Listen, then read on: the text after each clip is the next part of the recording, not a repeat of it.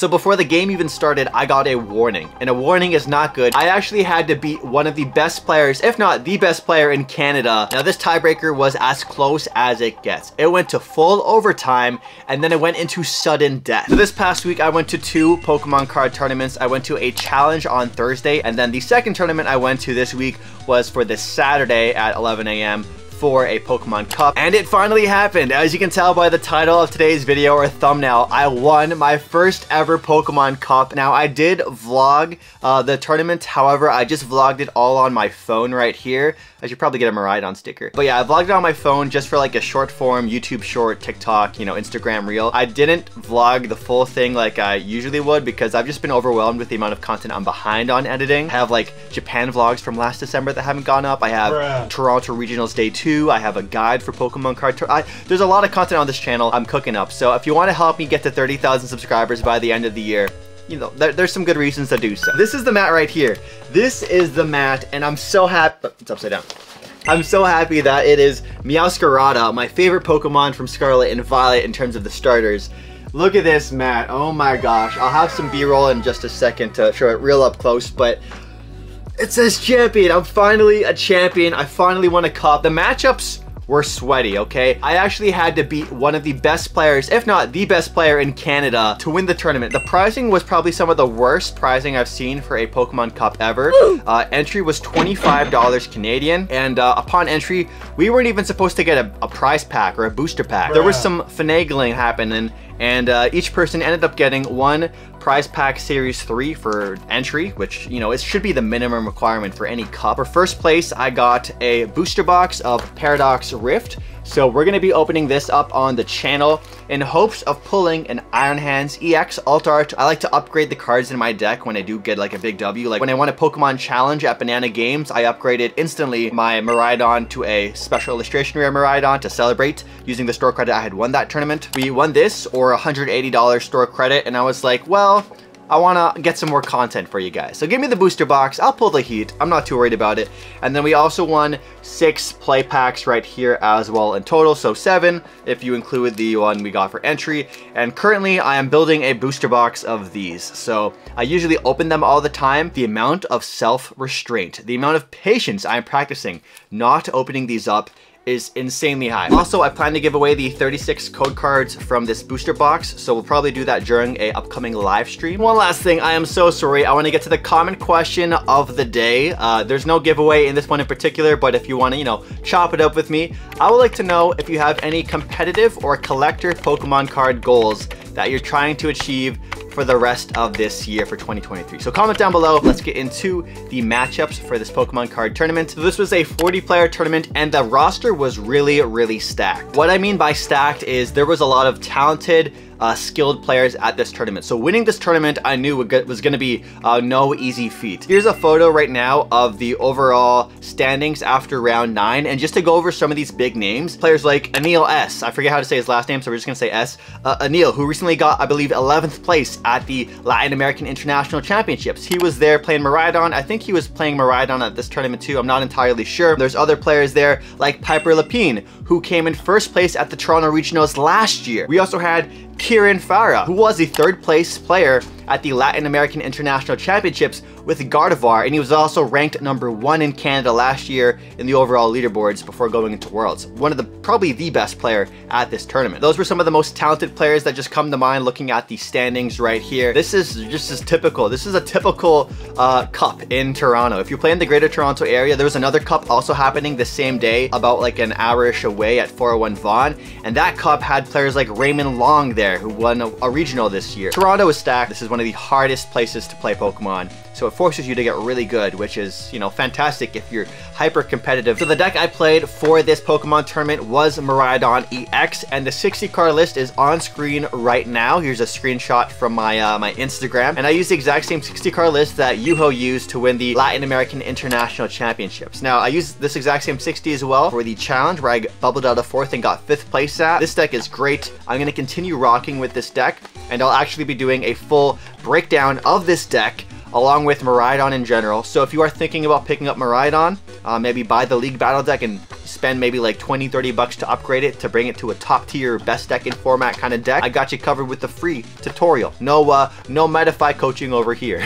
Let's put this deck box down and talk about the matchup. Round number 1, we played against a player named Anastasia, and I've played against her before, once at the North American International Championships this year, and I beat her when she was playing Shen Pao. This time she wasn't playing Shen Pao. This time she was playing one of the worst matchups for Miraidon to play against. She was playing Mew VMAX DTE with Crushing Hammers. So probably a very similar list to what Rowan Stavinaugh used, which is another local top tier player in our area. It was a game where I also got a warning from a judge because there was a some sloppy play on my side. They set up earlier than I did, so I was just like getting to the table late because they went to the washroom. And so before the game even started, I got a warning. And a warning is not good because if you get like 2 warnings in a day, you just get like a double prize penalty, or you potentially get like a game loss depending on how severe the warnings are. So before the game even started, I was already like misplaying. Imagine that. Bruh. So I was given a mulligan because they didn't get a basic Pokemon. So before setting down my prize cards, I had drawn the card for my mulligan, and you don't do that. You don't do that. So we shuffled the card back into the deck. It was an easy fix since the game just hadn't started. We showed both players what the prize card would have been, or the card was, and then we set the prize cards again, and then we just play like normal. So the Mew VMAX DTE matchup is very hard because if they path you turn 1 and you just brick and you can't set up, you pretty much lose the game, because the second they set up their Mew VMAXs, they just start clapping you left and right. So in this, I won the coin toss. I chose to go first, which is what you need to do to really have the upper hand against Mew VMAX. I set up my board as good as I could. I used my Force Heal Stone as my last action for the turn. I grabbed my own Path to the Peak, dropped it in, and basically kind of forced them to brick. They started off Genesect, and I believe they used like a VIP pass, and they set up 2 Mews on the board. Maybe 2 Mews and a Genesect, I think, a VIP and a Nest Ball. And they just kind of bricked. On to my turn, I set up even better. I go Flaffy, attach Energy, attach Charm, and then Research with an empty hand. It doesn't get better than that on a turn 2. From that point on, it was clear sailing, just knockout after knockout after knockout, and we are now in a 1-0 winning start to this tournament. Round number 2, we played against another local friend of mine, a fellow Christian as well, Christian Desumant. I forget how to pronounce your last name, homie, but Christian D. I would say there's 3 of the hardest matchups for Miraidon to play against. That is Mew VMAX DTE, Giratina V-Star, and the third is Charizard EX. So the second matchup of the day is another insanely hard matchup. We played against Lost Tina. I popped off. I set up well. They weren't able to Colress until like their second turn, so they didn't get their Colress on turn 1, which is definitely not something you want to see. Their turn 1, they never ended up attacking with Cramorant because they had no way to switch into it to attack, even though they hit 4 in the Lost Zone. And I'm pretty sure my boy Iron Hands EX did put in some work with the attack Ampia very much. So that makes our score now 2-0 into the tournament. Round 3, we played against one of my friends, Justin Bond, who has been a awesome subscriber of the channel as well, so shout out to Justin. And he currently, like going into this round, he had beat me up twice before. He had 2-0'd me in total in matchups. Once he beat me with Lost Tina at a challenge, I believe, or a cup at Manta. And then the other time, he also clapped me with the Miraidon mirror match at a challenge at Harry Tarantula. So this was a grudge match for me and Justin. And this was a Miraidon mirror match as well. The last time I had my Miraidon mirror match against Justin, it was not looking good for me. I pretty much had to squawk and squeeze a handful of supporters just to play the game, and he destroyed me. This game, on the other hand, the tides had turned, and I absolutely popped off against him. I went first. I set up perfectly, and I ended up, I think, pathing him at the end of my turn 1.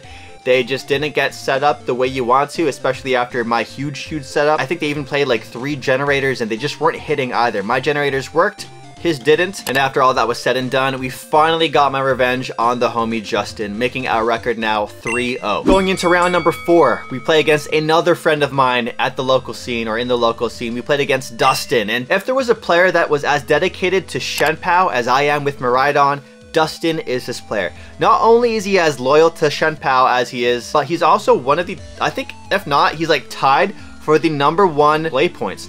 He's up there as number 1, 2, or 3 for play points in the Pokemon TCG. There's like a leaderboard for it, so there's like a competitive leaderboard for championship points, and then there's also a leaderboard for play points, and you just get play points by competing in a lot of events. And Dustin is a grinder. They've been to so many events that they're actually like up there in the top 3. Shenpao is a really solid matchup for Miraidon because if you go first, you can path them turn 1 and you just get your stuff set up quicker. And if you go second, it's no big deal because you can just get a turn to attack off, and yeah, they don't usually get to attack until their second turn. So I was destroying Shenpao's the week before, and this case was no different. I absolutely feasted on him with my Miraidon and Raikou's with the Bravery Charms on there too. And so we beat the homie Dustin, making our record now 4-0. Now, if you don't know, these kind of larger cups, they last 6 rounds of Swiss, and then they go into a top cut. So if you go 4 wins and no losses, you can intentionally draw into getting into top 8, which is a very comfortable thing to do because at these events there's no lunch break, and lunch is definitely like a buff you can have if you play video games. It's like a definitely good buff. You get to have a mental break, a mental reset, then you get sustenance in your system because playing on an empty stomach, I'm sure you guys know, is no fun task to do.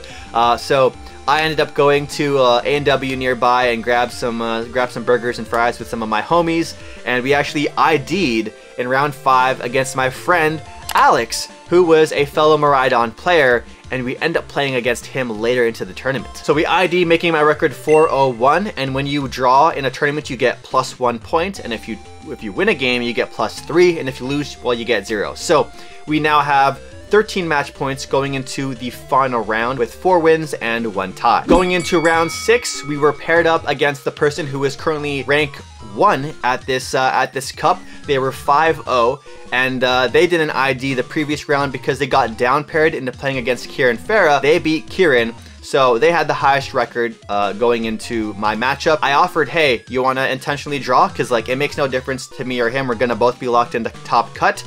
However, when you are in these kind of positions where you can intentionally draw or just concede before the game starts to your opponent, you can actually sort of try and play chess in terms of who you get matched up against in the top 8. So they ended up giving me the win, and they were playing the Lost Tord pile.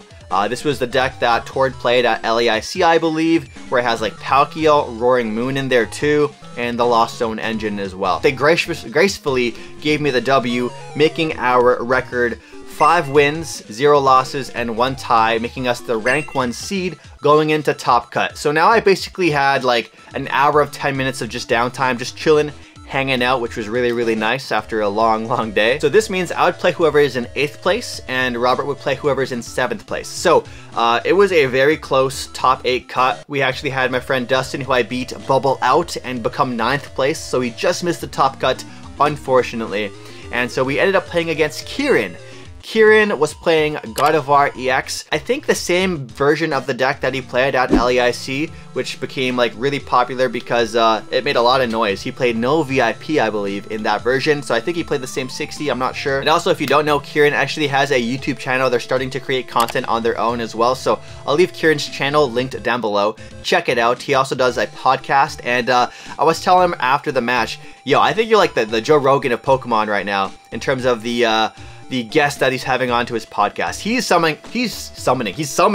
summoning Star a bunch of these top players right now onto his channel. So not only does he have a great channel with a lot of great educational content, but he also has a podcast. So check out Ciaran's channel down below. So unlike the Swiss rounds, which are 30 minutes best of 1, when you get the top cut, they are best of 3, and it's 50 minutes. So it's very similar, or it's exactly the same as to what you would see at a regional or international event. I prefer best of 3 because if one player just gets super lucky or one player just super bricks, you have the other 2 matches to kind of make up for it to get a full matchup to see who really the best player is in that particular scenario. So on to top 8, I'm playing Miraidon against Ciaran's Gardevoir EX. I was actually kind of cheering for Ciaran to make it into top cut because I knew he was playing Guardy because I scoped around when we had our downtime, and I know that right now Miraidon going into Gardevoir is a very good matchup. Before, it was kind of like I want to say it was like a 50-50 before Paradox Rift, but now I think it's like a 70-30 matchup in favor of Miraidon. So when I saw he made top cut, I was like, yes, this could be good. I've beat Ciaran before. I actually had to beat him to win a challenge, so I was feeling pretty comfortable, but you know, a top player even if you have a favorable deck matchup against them, it's a top player. They know their outs. They know how to play to the best of their ability. They're very experienced, so I went in not being cocky. Like, I knew I had to really put in my work just to beat him, because Gardevoir's still a very, really strong deck. I want to say Gardevoir is the second best deck in the game, with Miraidon being the first best deck in the game. Game 1, I won the coin toss. I set up decently well, I want to say. And then on their turn 2, it was rough. They had Roar the Sword Zacian V in the active, and they had one singular Ralts on the bench. On my turn 2, I was able to attack with Raikou using boss's orders. I bossed up that one little Ralts, cleaned it up. Now onto their turn, they have no Ralts on the bench. It's just Zacian. And they had to use Level Ball, I believe, or whatever, just to get another Ralts onto the board. And then I think they attacked with Zacian onto my Raikou for 160. And then on my turn, I either had it in my hand or I used Arven to get it, but I used Escape Rope so I could switch in the one little baby Ralts they had on the bench. I brought in my either free retreater or just a Pokemon I could attach an energy to and retreat with. And then I attacked with Raikou again, and after that, he drew his card and scooped because there was pretty much no coming back from that. On to game 2, they chose to go first, and in this case, they actually got to get properly set up. I believe Ciaran, I think he played 3 level balls in total or something. He basically had 3 or 4 Ralts on his bench turn 1, the complete opposite of a start he had during game 1. And our game 2, he pretty much had the lead on me the entire time, which is pretty uncommon. I kind of had a brickier start, and I didn't even take the prize cards first. I think they took the prize cards first, so cards like Reversal Energy and Counter Catcher were no good to them. They even used Greninja's ability to discard the Reversal Energy. And so he had a really strong lead and just ended up having game by the end of it. I pretty much got my butt kicked. Game 3 is where things really popped off for me. I chose to go first. I used my tandem unit goodness to bring out my deck, throw down Iron Hands. Hello. And the generators were cooking. The generators were cooking, man. I can't remember the exact details of our matchup, but all I remember is, well, I remember the last turn. But I used Ampia very much for the first 2 attacks, knocking out 2 Pokemon, taking 4 prize cards in total. And onto my my 4th turn of the game and my 3rd turn of attacking, I was able to do some shenanigans where I switch carded into my my Raikou V. I used Fleet Foot for 1. It was boss's orders, heart of the card moment. I then manually retreated back into my Iron Hands EX, bossed up whatever it was, and said Ampia very much the 3rd time in the game to take my last 2 prize cards. I was like, whew, oh my god, I just beat Ciaran, a freaking insane player. Again, he was like rank 1 in Canada last year and got 3rd at LEIC, so to beat him felt like a huge accomplishment. No matter what would happen for the rest of the tournament, I just felt good that I was able to beat one of the top players in the game. I was stressing, man. I was genuinely like sweating after the game. I had to take off my hoodie, I think, in between the games, or like after the game, because I was getting heated just playing against Ciaran. On to round number 4, we played against another friend. I'm friends with like everybody in the local scene, so I have like everyone's Twitter handles too when I do some posts sometimes. And we played against the homie Matthew Farkas. Now, the last game I played against him, I lost. It was at a challenge where if I beat him, I get first, but I lost to him. He was playing Mew VMAX DTE with hammers. He just absolutely bodied me at that challenge, giving me 3rd place. But today, at this tournament, he was playing Palkia Ice Rider, which is a deck just got popularized again because a player, I forget his name, I think it's Luke Kirkham, or I think his name is Luke, went undefeated at the Nanks Regional with Ice Rider Palkia. Seeing Ice Rider Palkia, there was actually a lot of Palkias this day. Knowing that there was Palkia in the top cut, I was like, let's go, let me feast on Palkia. And Matthew actually really put up a fight against me, because Ice Rider, if you guys don't know, is not weak to Electric, and now there's a Alolan Vulpix, which they had in their deck too. Game number 1, I absolutely popped off. I believe the generators were cooking. I got really set up nicely, and yeah, I think they scooped to me after I took 4 prizes.